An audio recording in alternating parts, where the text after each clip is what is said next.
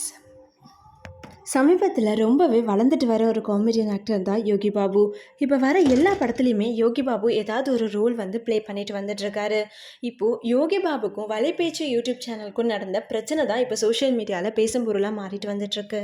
வலைபேச்சு YouTube channel ஏற்கனவே ஒரு video ஒன்று வெளியிட்டிருப்பாங்க. யோகி பாபு வந்து கரெக்ட் டைமுக்கு வரவே மாட்டார். ஷெட்யூல் கொடுத்துட்டு அவர் லேட்டாக தான் வருவார். சில டைம் வரக்கூட மாட்டார் டப்பிங்க்கெலாம்.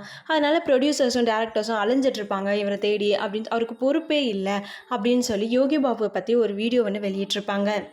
அதுக்கு பதில் கொடுக்குற ஒரு விதமாக யோகி பாபு இப்போ ரீசெண்டாக ஒரு இன்டர்வியூவில் என்னை பற்றி ஏற்கனவே ஒரு யூடியூப் சேனல் வந்து தப்பான வதந்திகளை வந்து பரப்பிட்டு வந்துட்டுருக்காங்க. அதை நான் கேட்குறப்போ அவங்க, நீங்கள் என்னை கவனிச்சா நான் ஏன் உங்களை பற்றி பேச போகிறேன் அப்படின்னு சொல்லி இன்டைரக்டாக காசு கேட்டாங்க. உடனே யோகி பாபு பக்கத்தில் இருந்த ஒரு பெரிய நடிகர் ஒருத்தர், வச்சுருங்க அவங்க அப்படி தான் என்கிட்டயும் இந்த மாதிரிலாம் காசு கேட்டிருக்காங்க அப்படின்னு சொல்லிட்டு பேசியிருந்தாங்க. தென் அதுக்கப்புறம் அவங்க அந்த காலையும் கட் பண்ணிட்டாங்க. ஸோ இந்த விஷயத்தை யோகி பாபு ரீசெண்டாக ஒரு இன்டர்வியூவில் சொன்னப்போ வலைபேசி யூடியூப் சேனலும் அது ரிலேட்டடாக ஒரு வீடியோ ஒன்று வெளியிட்டிருக்காங்க.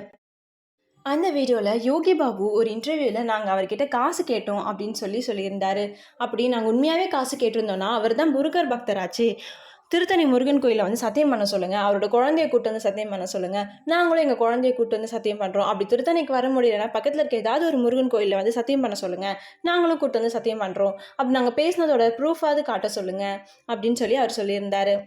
அவங்க முருகர் பக்தர் தானே, வந்து சத்தியம் பண்ண சொல்லுங்க அப்படின்னு சொன்னதுக்கு ஏற்ற மாதிரி யோகி பாபு அவர்கள் முருகருடைய வேலை போஸ்ட் போட்டிருப்பாரு.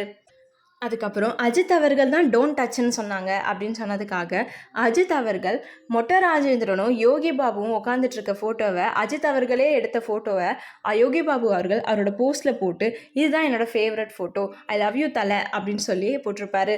ஸோ இது ரெண்டுத்துக்கும் பதில் கொடுக்குற விதமாக தான் யோகி பாபு அவர்கள் இதை போட்டிருக்காங்க.